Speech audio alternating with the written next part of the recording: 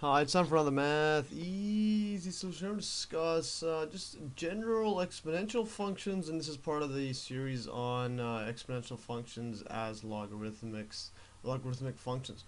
Basically, in this case, we're going to look at just general exponential functions, and not just the e to the x. So now we'll look at this statement right here. If a is greater than 0 and r is any rational number, once again, rational number, just anything can be written as, like, let's say 2 over 3, or let's say 1 or 2, anything that could be basically written as a fraction of real numbers like this, with the bottom can't be 0, and it's just rational there.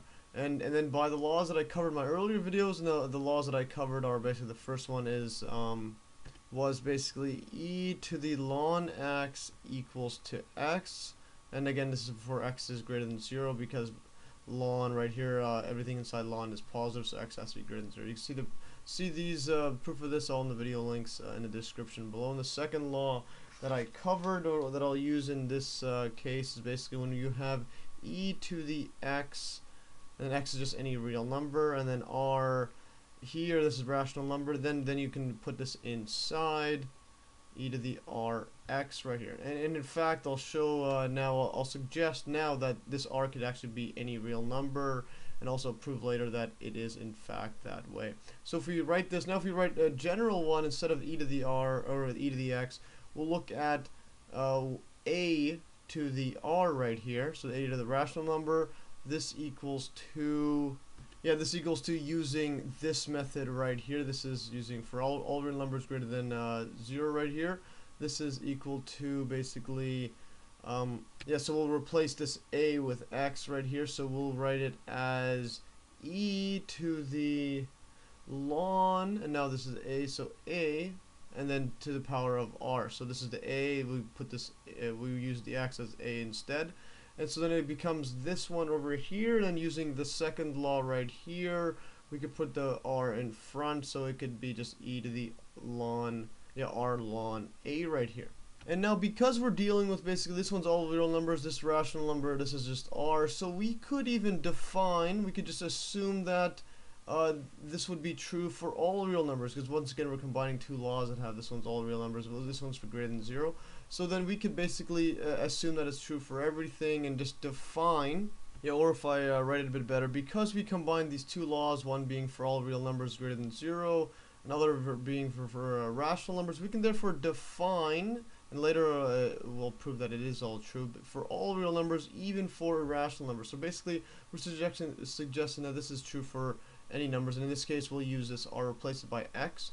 So we could write a to the x equals 2 e to the x ln a right here.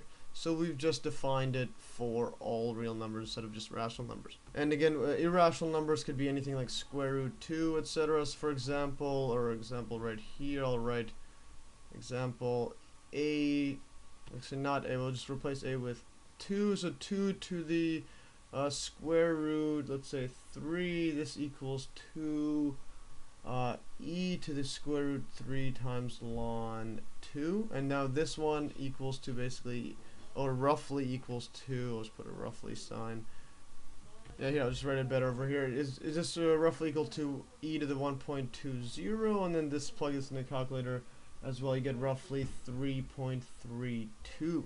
Yeah, and now this function a to the x is called the exponential function with base a, or just a general exponential function.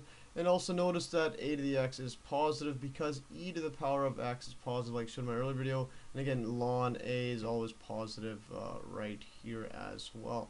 And also, what this definition allows us to do is extend another law that I already showed in my earlier video, which was basically ln AR equals to r ln a, where r again is rational number. And you can see the video link again in the description below for proof of this. And then basically, if we were to use the definition, well, we can write ln ax, for x is all real numbers. Then this just equals to, now we plug in this definition, which is e to the x ln a. So we'll have ln of e to the x ln a. And then I showed in my earlier video, when you use logarithmic laws, this ln and then this e cancels out and this brings it down. This just equals to x ln a right there, or basically extending this law right here for rational numbers. For all real numbers right here, a to the x equals to x ln a, and basically we'll get that.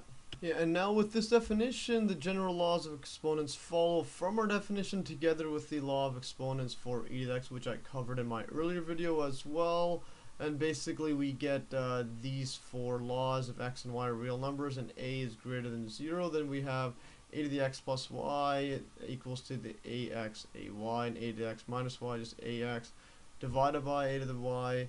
And then basically axy, you could put it inside the bracket, and if you have ab to the power of x, then it's just going to be ax times b to the power of x.